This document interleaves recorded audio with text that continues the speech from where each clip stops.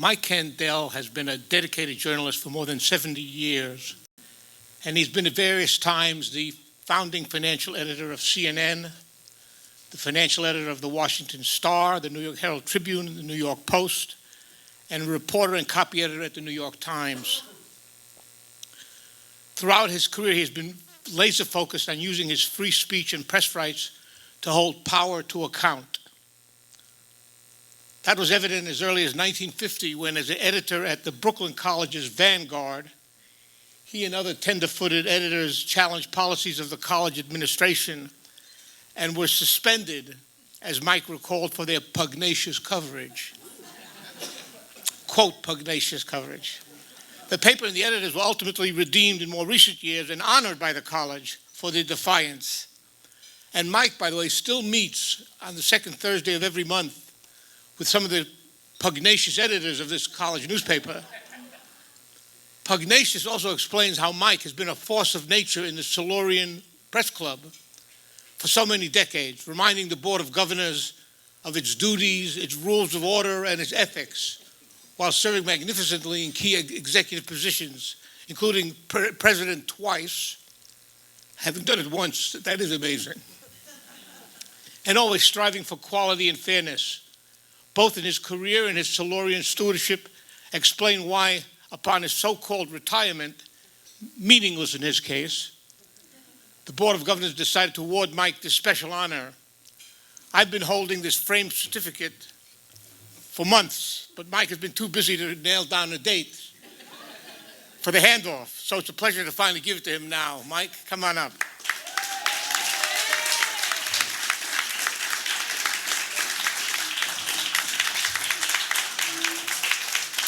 Let me read you.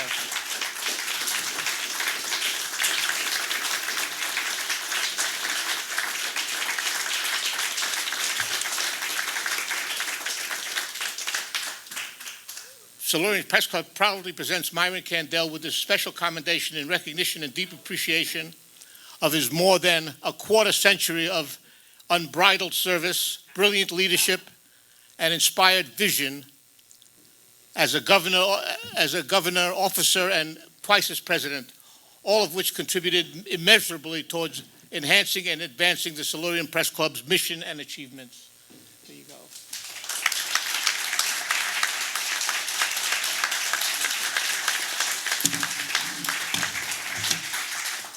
Thank you, Joe, and everyone.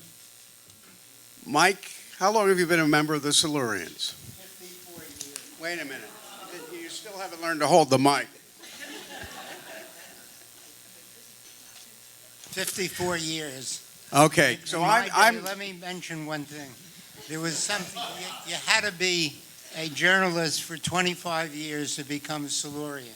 But there was a associate membership after 15 years. So I started on the New York Times in 1951. I couldn't wait till I reached 15 more years to join the Silurian. So I've been one ever since. Now I know what you're going to ask me, Alan.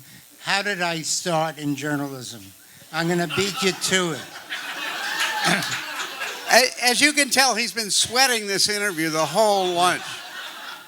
Because some of you know that I started as a copy boy at the New York Times, but I was even lower than a copy boy. I was a 2-day-a-week copy boy. And then when that was in the spring of 1951, in the summer they asked me to stay on as a full-timer. And so I became a professional journalist in 1951, just a few weeks ago, a few weeks before this luncheon. And I discovered that any full-time employee, a staff member of the New York Times could write an editorial. And I thought that was great. The Korean War was still on. And I came up with a solution for the Korean War. And I sent my editorial to the editor of the editorial page, Charles Murs, and it never appeared. And being a fast learner, I discovered in a week it hadn't appeared that they weren't counting on copy boy Myron Kandel to solve the Korean War. So I set my sights a little lower, and I wrote an editorial called Give Blood. I was in favor of giving blood. And it ran. And that summer, I had 2 other editorials published. And I discovered that the reason they were looking for editorials by people like me was just filler at the bottom of the editorial column to fill up the space. So my other 2 editorials were Support UNESCO and the Brooklyn Botanical Garden. I was in favor of both of those. Now, I got paid $15 for each editorial. For someone making $25 a week for a 40-hour week, the $15 came in handy. There was one problem, is my former colleagues on the Brooklyn College newspaper that got kicked off campus, when I would meet them that summer and tell them that I was working at the New York Times, invariably they said, "Are you doing any writing?" And I said, "Oh, I've had a few editorials published." And nobody believed me. So I stopped saying that. I should have carried those pay stubs around as proof. Okay, over to you, Alan.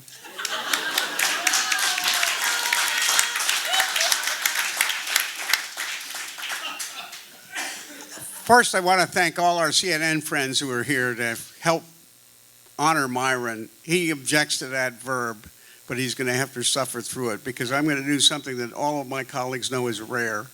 I'm going to overrule him. And he did not want this video so beautifully put together by Susan Lisovich for the New York financial writers to be shown. But there's even a new edition of it, so even Myron hasn't seen it all. And we're going to turn down the lights a little bit and play it. This is CNN. Hey, Myron. Myron, what can we say about working with you? We can start by saying thank you for being a mentor, a mensch, and an all-around good guy. Thanks, Mike, for being a trailblazing journalist in the financial world. Thank you, Myron, for your patience in explaining all the complexities of Wall Street in plain English without all the industry gobbledygook. And thanks, Myron, for being the voice of reason amid the chaos of the TV newsroom. Mike, it's not only your institutional knowledge that we celebrate, it's the respect you showed to everybody from desk assistants to camera crews to your fellow reporters. You also showed that respect for investors. That's whose interest you had at heart. You were never a cheerleader for corporate America in your reporting. And this made Myron a very tough editor. I remember producing updates. When Myron was the anchor, I would go to him with my copy and I would be thinking, this copy is perfect. And then Myron would cross out half of it. I still have psychic scars from those moments, Myron, but every time I worked with you, I learned something. When I met Myron at CNN, his advice to me was life-changing. He said, Wall Street isn't complicated. A 5-year-old can understand it. Go find a 5-year-old. Myron also explained the basics of investing to those of us who work in production, things like P/E ratios and the Treasury yield curve. So now I just work at CNN as a hobby. Myron is the godfather of office stuff. If you were brave enough to enter his famously cluttered office, you'd have to have a conversation standing up. There's no place for a second person to sit. And if you needed a book, he would locate it for you. It just might take a day or two. Myron was good-natured when you teased him about his office. But when you told him that his towering stack of old newspapers was a fire hazard, you were skating on thin ice. Myron told me that if I wanted to get an interview with Warren Buffett, that I should use humor in my approach in order to get his attention. Buffett wrote back saying that he enjoyed my letter so much that he was almost ready to propose. And speaking of proposals, Myron also told me to marry a new guy I was dating, and I did. Myron, you were a great mentor when it comes to marriage. You always let Belle shine in her own light when she joined you at CNN events, and when she couldn't come, you always made sure to bring her home leftovers. Well, at least you said they were for Thal. Myron, we were so lucky there was no such thing as work from home back then. We worked right on top of each other on complicated stories and crazy deadlines. The newsroom was exciting, but let's face it, there could be sharp elbows and loud voices, but not when you were around. You were always ahead of your time. I guess today they'd call that being inclusive. You always made us feel valued. Myron, all of us who worked with you owe you a huge debt of gratitude. You took interest in us and made us better journalists. And better people too. You helped make CNN a place where we did serious work, but also develop lifelong friendships. Mike, it's a tribute to you that so many of us have warm feelings for you.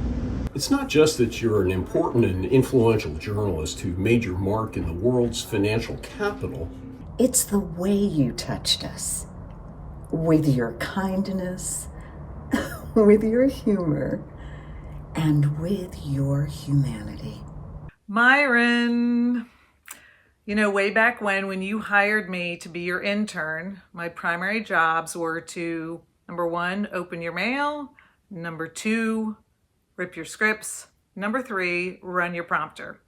And back in those days, nobody but nobody was saying, I love you in a newsroom. From all corners of the globe, we're reaching out. For example, Tashkent, Uzbekistan. I'm John Defterios to say, Myron, we love you. Myron, we love you. Myron, we love you. We love you, Myron. We love you, Myron. We love you, Myron.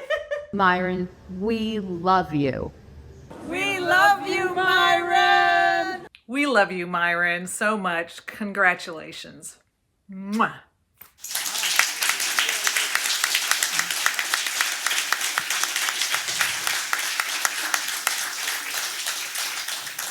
I didn't know that was coming. I rest my case. Okay, so Myron was worried that I might forget how to ask a question, so he sent me a short list of topics we could cover. I thought about reading them. There's only 32 of them, and it only will take me a minute 5 to read it, but I think maybe we'll see if we can get through a lot of them. And, of course, you can ask questions at any time except we have the mics. Only when Tony has a mic can you actually get a question in. Myron, what was your first story? Well, my first story was, I wasn't a reporter. I was still a copy boy clerk. And I did a story for the real estate section, and I didn't get a byline. I got a lot of other bylines. But let me mention one other thing. That's not your first story. You don't even remember your memoir. Your first story was called Bob, Son of Battle. Oh, when I was at PS 134 in Brooklyn, my teacher said at lunch on a Friday that 3 p.m. that day was the deadline for a submission for the school magazine. And I always wanted to write an article, but I'm a deadline pusher. Some people know that. And I waited for the last minute. And I had from lunchtime until 3 p.m. to write a story. One of my favorite authors was Jack London, and I wrote one called Bob, Son of Battle. And I finished it up by 3 p.m., and I handed it in, and it ran on the first text page of the magazine. So that I was about 13, 14 years old, and I thought, gee, I could write something that would be published maybe. And that gave me the idea that maybe I could be a journalist. And I followed up when I went to Erasmus Hall High School in Brooklyn. I became sports editor of the high school newspaper. And that convinced me, that was age 16, that journalism was my career. I spent 12 years on the Times. I eventually became a copy editor. And there was a problem, however. I was the youngest copy editor at the New York Times at that point. Most of the joke was copy editors were reporters whose legs gave out. So I really enjoyed copy editing, writing headlines and editing the copy. And I would meet friends and say, who do you edit? And I said, well, I edit people like Homer Biggert and Maya Berger and Milt Bracker and Peter Keyes and people like that. And they said, how do you edit them? And I answered, gently, very gently. But they were very cooperative. Whenever I came up with an idea that maybe something could be put in a little different way, they would agree. Not always, but sometimes. Okay, so now I'm a copy editor in my mid to late 20s. I wanted to be a reporter. And I realized in those days, many of the top brass at the Times came from the editing ranks rather than the reporting ranks. So I would go to the city editor and say, I want to be a reporter. And he would say, it's much harder to get a good editor than a good reporter, which is true to this day, by the way, for those of us who've been copy editors. And one day, a friend of mine, some of you may remember him, Carl Spielvogel, who had been a fellow copy boy, and then he went into advertising. Then he wrote the ad column and then went into advertising. And he called me and he said, you know, the financial editor has 3 openings all at once. Somebody was retiring, somebody was going into PR, and somebody was going overseas. That could be your leverage to get off the copy desk. And I said, I don't know anything about business. And he said, neither did he, but he learned. He later became the CEO of the 4th largest ad agency in the world and became ambassador to Slovakia under President Clinton. So I thought that was a good idea. I went to Frank Adams, who was a city editor, my boss, and I said, I'd like to apply for one of the 3 openings in the financial department. And you know I'm not going to stop bugging you till you let me off the desk. And he said, okay, you can speak to Jack Forrest, who was the financial editor. And Forrest said to me, why do you want to be a financial reporter? And I said, I studied echo in college. And he said, oh, that's good. Now, I made countless speeches on college campuses, and I say it was the truth. I studied Economics 101 at Brooklyn College. I said, let that be a lesson to you. Never lie, but you don't have to tell the whole truth. So I became a financial editor, a financial reporter. I was doing that about 3 years. A friend of mine in Washington recommended me to be financial editor of the Washington Star. In those days, the Washington Star was a really terrific paper, better than the Washington Post, which was before Ben Bradley. So I went to the Washington Star. Long story short, the Trib came along to me and said, we need a correspondent in Germany who could also cover the common market. And hey, he said, how about you? You have the financial coverage experience. As I say, long story short, I took the job. My wife and 2 kids moved to Bonn, Germany in 1963 at the height of the Cold War. I covered, when Jack Kennedy came, I covered his speech in Berlin, called well known as Ich bin ein Berliner speech. The Trib then asked me to come back to be financial editor. And so I'm skipping Alan. I became financial editor of the Herald Tribune at age 33. The Trib had a really good financial department, but they were looking for a new financial editor. And at the age 33, I was editor of a department with 35 people in my department. Okay, so you got yourself out of Brooklyn, youngest of 3 children, son of 2 people who had traced their heritage back to Poland and being Jewish in Poland, and you entirely omitted meeting Thelma, and you haven't yet talked about the Army. You had 12 jobs, and you failed to mention the first one you got fired from. So let's start there.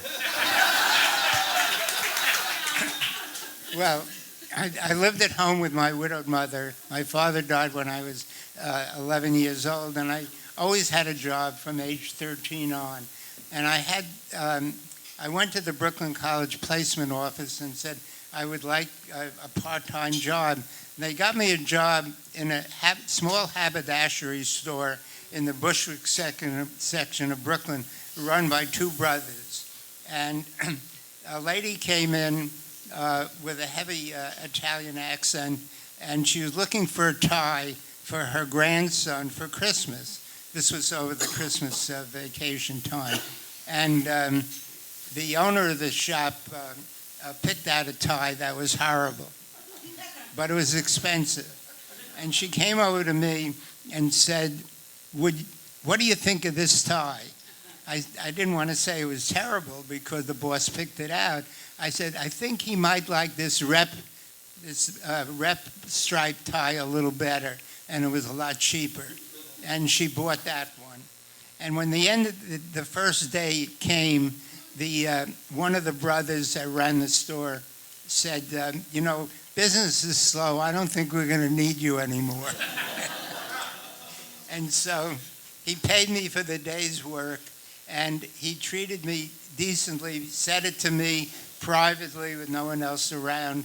And in recent years, I'm thinking about how a certain guy in the White House got rid of the people he wanted to get rid of, and how he did it sometimes even by emails, right? Right. Okay. So I was thinking actually of you getting fired from the Vanguard, the school paper, and then starting your own new paper as a sports reporter. But we can skip that. I've just sort of covered that. Okay. But so tell us about Thelma, and maybe give us the best journalistic advice she ever gave you, which probably covers a lot of categories. Well, this is a fast but interesting story.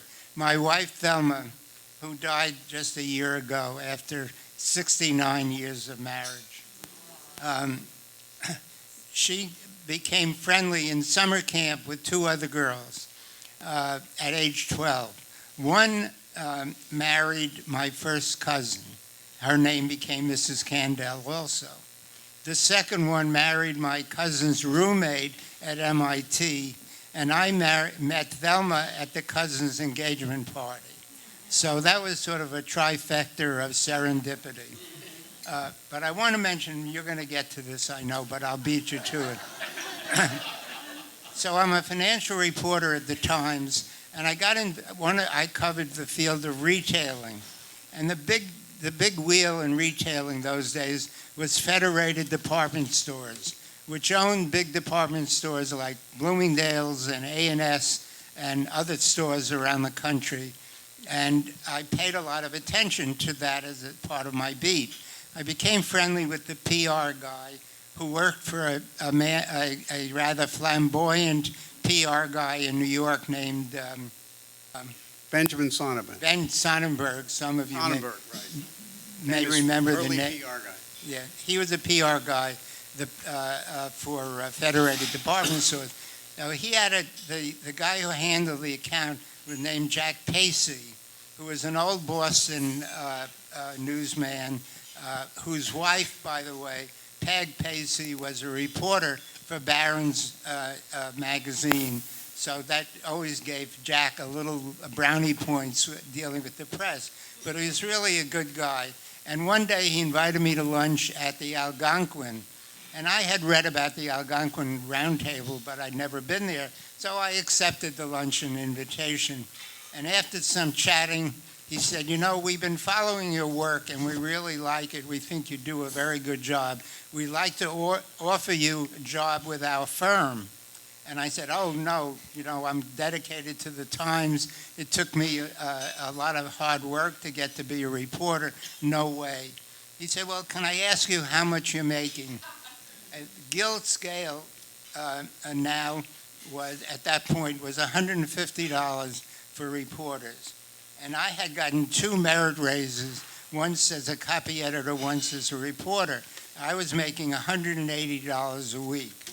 And I said to him, I make $9,000 a year. He said, well, we can offer you $18,000. Now, I don't know how much you're making, but if you get a double, that's a big deal. And I said, I really don't want the job, but I think only to be fair, I should discuss it with my wife. So I went home and told Thelma that instead of making $9,000 a year, I could make $18,000. And she said, what do you want to do? I said, I want to stay at the Times. She said, that's it. And that was it. But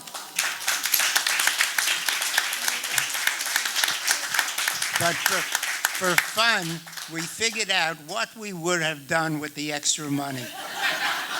We owned a house in Brooklyn. We had a Volkswagen Beetle. Our kids were 1 and 4 years old, so college was not a factor. We decided that if, and it was only an if, I ever got a job that paid that much more money, instead of sitting in the last row balcony, which we did because we were avid theater goers, it was $2.95 for a straight play in the last row or two, $3.95 if it was a musical. We decided if we ever got into a lot of money, we'd sit in the orchestra. And by the way, it still hasn't happened. We belonged to TDF for many years, Theater Development Fund. If anybody here is not a member, you should join because tickets are much cheaper than they are. Did you ever have a picture published? Let's start with your first. Say that again? Did you ever have a picture published in a newspaper? Oh, okay. So now I'm going backwards. You know that I didn't movie? tell you I was going to go in a straight line. You know that movie where the guy goes back in time till he becomes a baby again? But at any rate, when I graduated from Brooklyn, I went to Columbia J School. And I had a full-time job working nights at the Times and full-time going to school. By the way, I rode the subway to work every day. I got home from work about 2 o'clock a.m., had to be in class at 9 a.m., so I didn't get a lot of sleep. You know, and it was rush hour when I had to be up at Columbia. I would fall asleep standing up. Literally, the train was so crowded that I couldn't get a seat, so I would stand up, and we'd come into a station, and the doors would open, and I'd wake up, and then I'd fall asleep again until the next station. But at any rate, one of my best recollections of Columbia J School was learning photography. I had never owned a camera in my life, but a wonderful senior photographer for the Times was an adjunct at Columbia teaching photography, even taught us how to print our own pictures. So they sent me out on an assignment one day for the Washington Square Outdoor Art Show. It was the middle of the week. There was hardly anybody there. I'm wandering around trying to find a picture. I see this guy who had an exhibit of pictures of cats on the wall of a building on a McDougal Alley. And in front of that exhibit of his pictures, there was a tall young man with 2 little kittens on his shoulder. And I thought, what a nice shot. So I yelled out to this man, "Don't move while I focus." I had a big speed graphic camera. Anybody remember that? I'm sure you do. At any rate, I took the picture, developed it back at the school, and the professor, Bill Eckenberg, said, "That's really a nice picture. Why don't you show it to the picture editor of the Times? Would make a nice feature picture." So I showed it to him, and he liked it. And he said, "I'm going to run a 3-column picture with just a caption on it." And I was delighted. He came back to me a little while later and said, Ted Bernstein, who was a news editor, said the picture looks staged and he doesn't want to run it. I said, "I swear the picture was not staged." He said, "Go talk to Bernstein." So I went to Ted Bernstein and I told him the story about don't move while I focus. It was not a staged picture, and he ran the picture.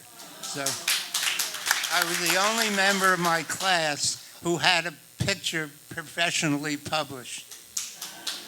I thought in light of the photographer in the room, we And ought they to gave tell me that story. $15 for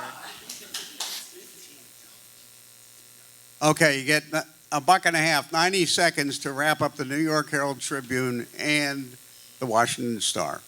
Okay, well, I did go to the Star, and I really liked it, but this is a long story I won't get into. The Herald Tribune offered me this job I mentioned as correspondent in Germany and covering the common market. So I went over there, and the family was well ensconced, and really I enjoyed it. But the Herald Tribune was really in its heyday. You know, it had all the great writers, and Jimmy Breslin and Red Smith, Dick Schaap, and the great editors, Jim Bellows and Dick Wald and others. And so I loved the Trib, and I went overseas, and they made me come back to be financial editor. Where you had a great gig, and you worked with a few famous people, including something you told me. You co-published a story with Gay Talese. I mean, you co-wrote it, and it never got published, which is hard to believe. Well, okay, while I was on the copy desk, I did a lot of freelance writing, and the theater department gave me some assignments to write about incoming shows before they came to New York, and I would interview the author or some of the leading characters or whatever. And I had some magazine writing as well. And one day, Gay Talese, and he and I were copy boys together, and he had just become a reporter and had done some great work and had written an article about the Verrazano Bridge. The Reader's Digest approached Gay and said they just announced that the George Washington Bridge was going to be double-decked. It was originally built so it could eventually be double-decked, and they decided to do it. And the Digest asked Gay to write a story about it, and he was tired of bridges, and he said to me, "Would you write this story with me?" And I thought that was a great compliment. I did some of the research and some of the writing, and the Digest loved it. Excuse me. Digest loved it, and they said, in those days, the Digest had a fiction that they digested stories from other magazines, and sometimes they had original stories as well that they would commission and then position in get a magazine to run it. They were very excited about our story and say, we got a great spot for it, the Sunday magazine of the Herald Tribune. I'm saying, wait a minute, we're two young guys trying to make their way on the New York Times. To have a magazine article in the Herald Tribune would not help our careers. So, okay, they agreed they would run it as an original. It was supposed to appear, I forget the year, but in October, and they called me a month or so for it. They would put it off a little bit because we got other stories we're going to run in October. I said, okay, you're going to run in November? And they said, no, you don't understand. The Digest was the most biggest magazine in the world. Every issue, monthly issue, had its own editor. And each editor had his or her, not her, his favorite stories. So the article never ran. So 3 or 4 years later, the double-decking was almost going to be completed. I went back to the Digest and said, you didn't run the story, could we have it back and maybe we could place it somewhere else? By this time, Gay's name was really hot because he was writing for Esquire then. And they never gave it back to us, and we never got the article published. I wish I could find it, but I can't. I've looked for it. But they did. They paid us at the beginning on acceptance $1,800, which was a lot of money in those days. So Gay and I split $1,800, and we had $900 each. Well, that was my collaboration with Gay Talese. I forgot whatever happened to him, but I think he did okay. Okay, now we could make this an all-afternoon seminar, but I think we're not going to do that. So I'm going to skip your distinguished career as a nationally syndicated financial columnist because you would have just ended up as a friggin' podcaster these days anyway. And we'll gloss over a few other things and get to the place you spent 25 years, CNN. Okay, a friend of mine. Wait, no, you can't. The question is not finished. Because I'm going to ask you the hardest question first, because other people want to ask you questions, and they may want to ask you this question. They probably all want to ask you this question. You sent me a little note saying you had mentored a lot of people, and only one of them didn't turn out well. So let me translate that simultaneously for the people here who did not work for CNN. You hired Lou Dobbs, and he turned out...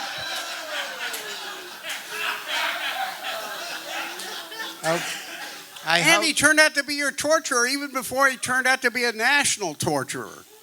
Well, I found this young guy who, a friend of mine was doing some, hold the mic right up to your mouth now, okay, Mike. a friend of mine drifting away was doing some work for a guy named Ted Turner, was trying to start an all-news network.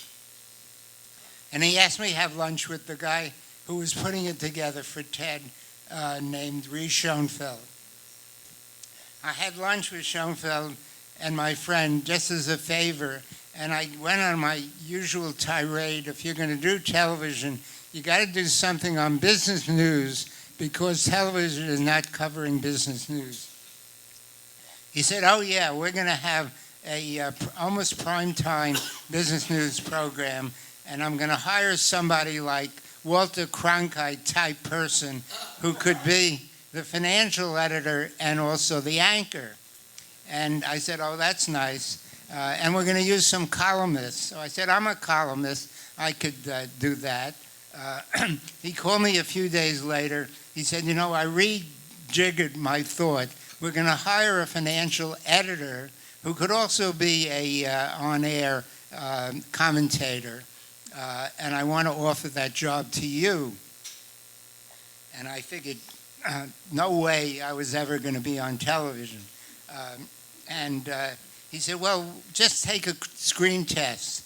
So I took a screen test in a room with a guy, one camera in a room, and I spoke.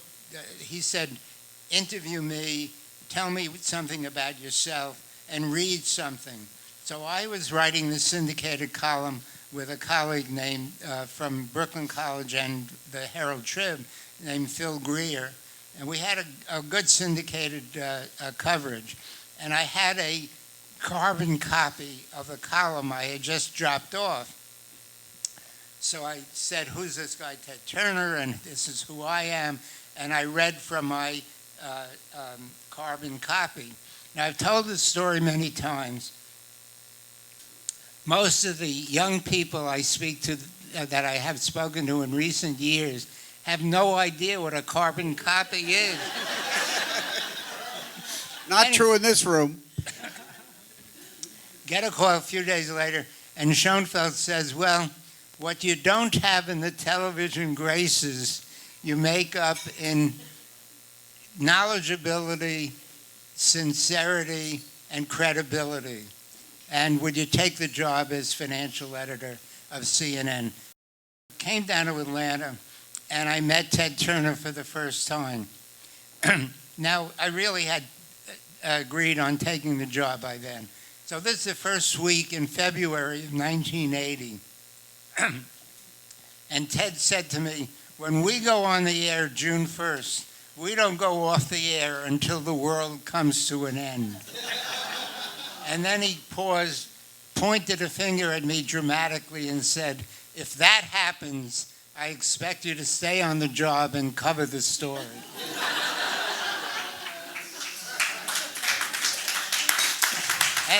Anyway, to finish up, I stayed 25 years, retired 20 years ago on my 75th birthday, and here I am now.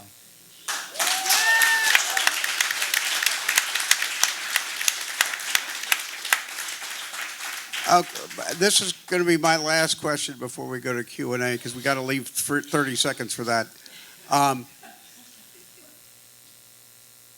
Tell us about the early days when I believe you were first headquartered in the World Trade Center. Schoenfeld was all excited one day. He said, we're looking for studio space in New York. And he said, I can get the other half of the floor on the 110th floor of #1 World Trade Center, or #2, I forget, opposite the observatory. And isn't that great? And we had such a great view of the city and the harbor. And I said, Reese, think about it.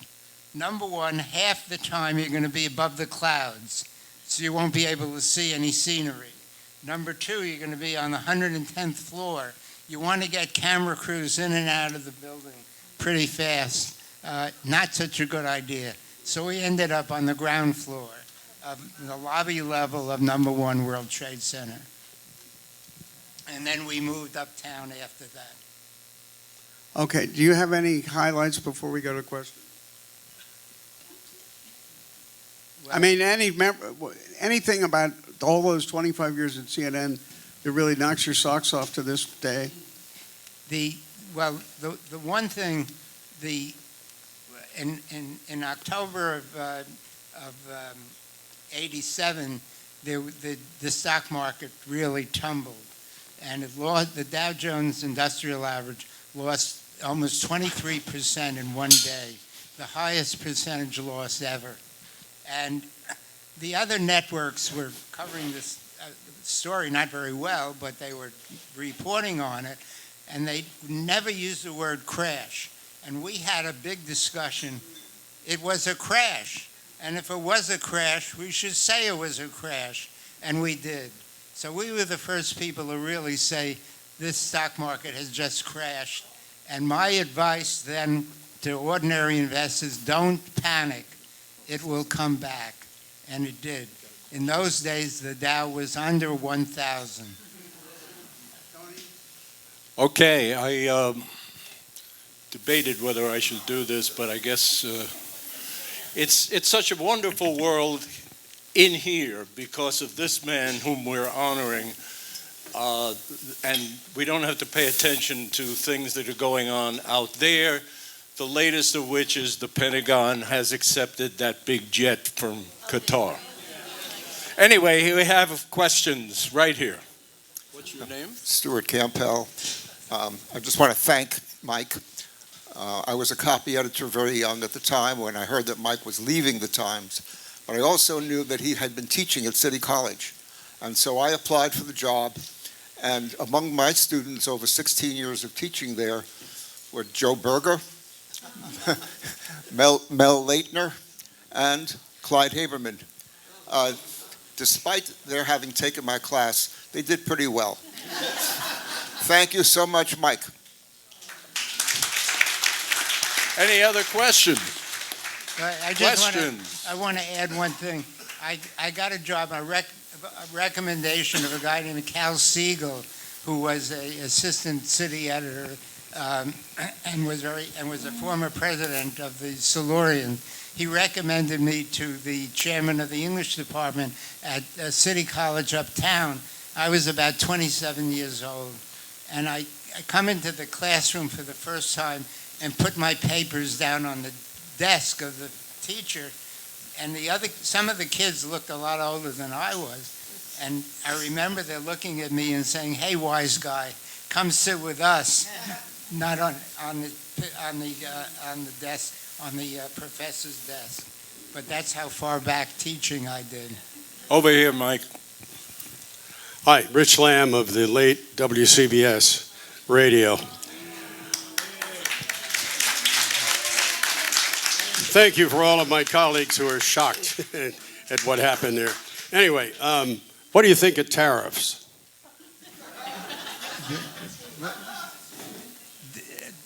Tony, just repeat, what do I think of what? Tariffs. Like what the fellow with the blonde red hair in Washington is imposing these tariffs, T-A-R-I-F-F-S. Okay, I have one story. A number of years ago, there appeared suddenly in 3 newspapers, the New York Times, the Washington Post, and the Boston Globe. And they were full-page ads signed by a guy named Donald Trump. And his people were saying, why Boston? The reason Boston was next to New Hampshire.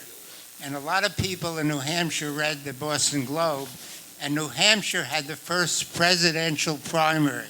So do you think Donald Trump is thinking of running for president?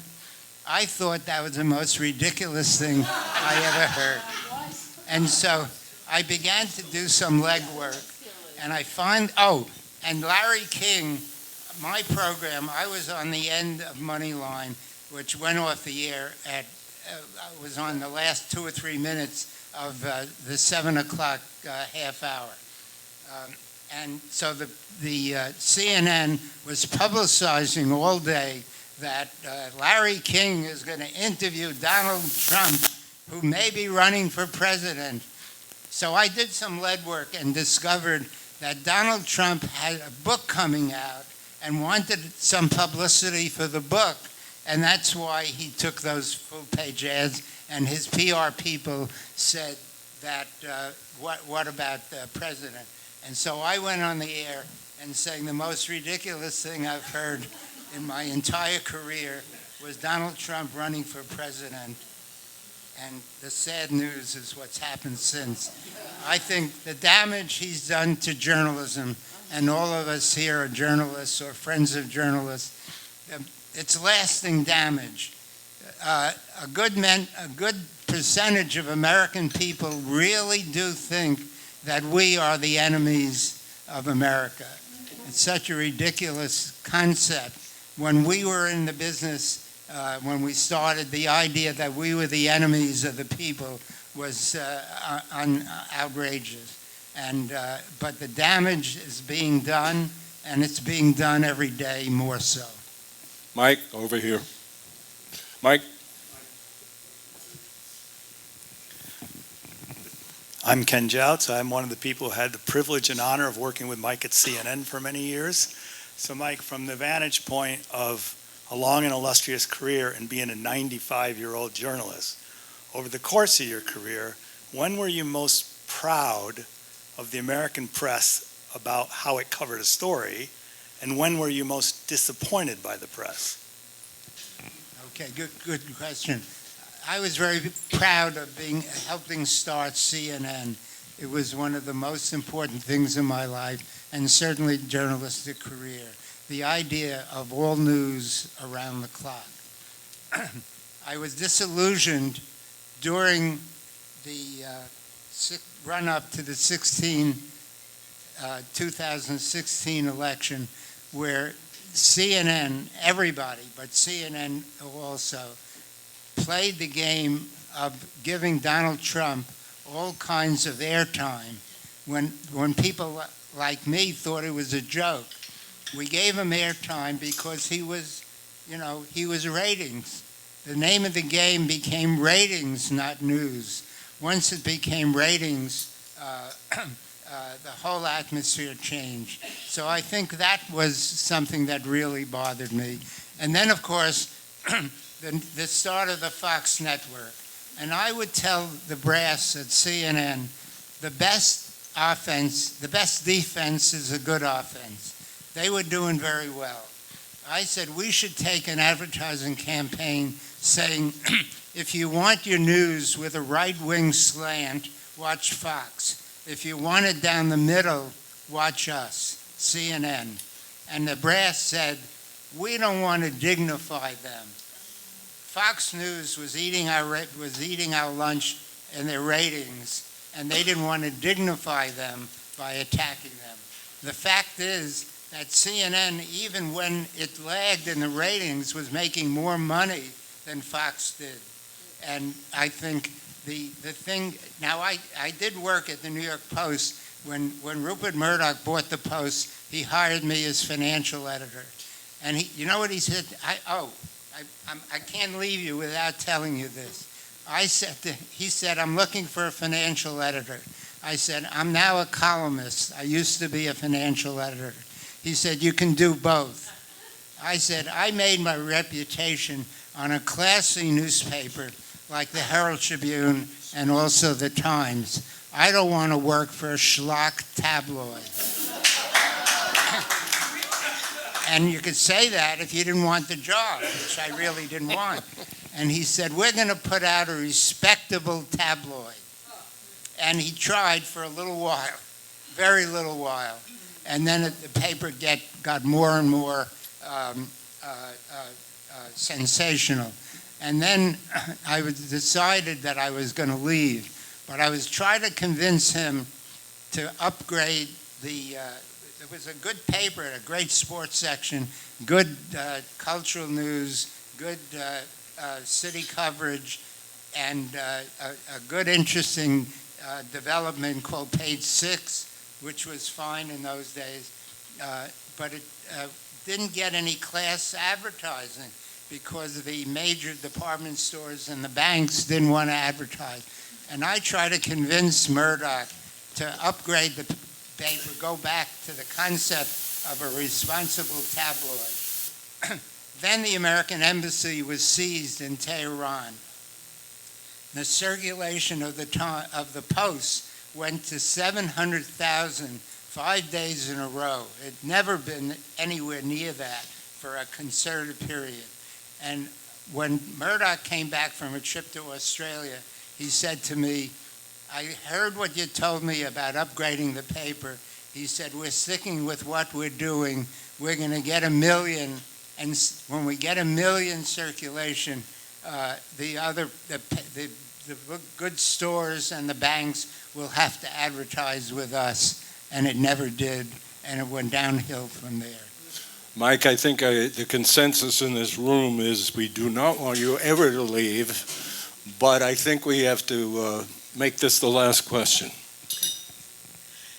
So honored to do that. Honored to do that. Stavia Temin. Thank you, I've got it. Okay. I'd like to talk a little bit about the opinion versus the syndicate, the columnist versus the reporter. And today, I mean, you've done pretty well having your own opinions and not always sharing them because that was what you needed to do. Today, we all come up against a different kind of wall, and I'd like you to talk a little bit about how to express one's feelings as a journalist about what's going on. Well, the most terrible thing that may be happening is CBS folding to Trump on the interview with Harris, Kamala Harris. It's absolutely unprovable, unwinnable case in a court of law.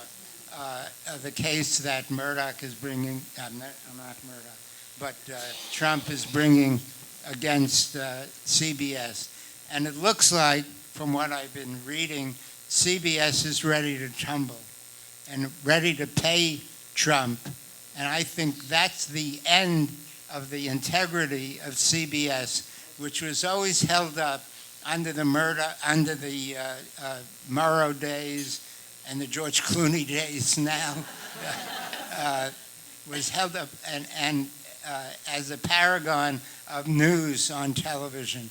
If they succumb to that, I think it's terribly damaging, and it reflects on all of us who are either journalists or care about journalism. Mike, thank you so much. I know you're writing your autobiography, so one of these days we'll have you back to sell us the book. And just to put this all in perspective, I looked up Mike's birthday, March 1st, 1930. March 14, 1930. That's the date I looked up. Bethany gave me the correct date.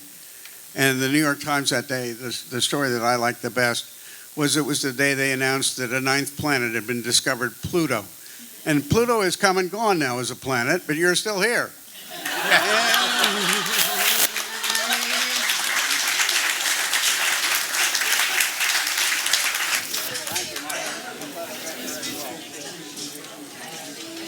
could have been better, but we'll forgive you. The best storyteller.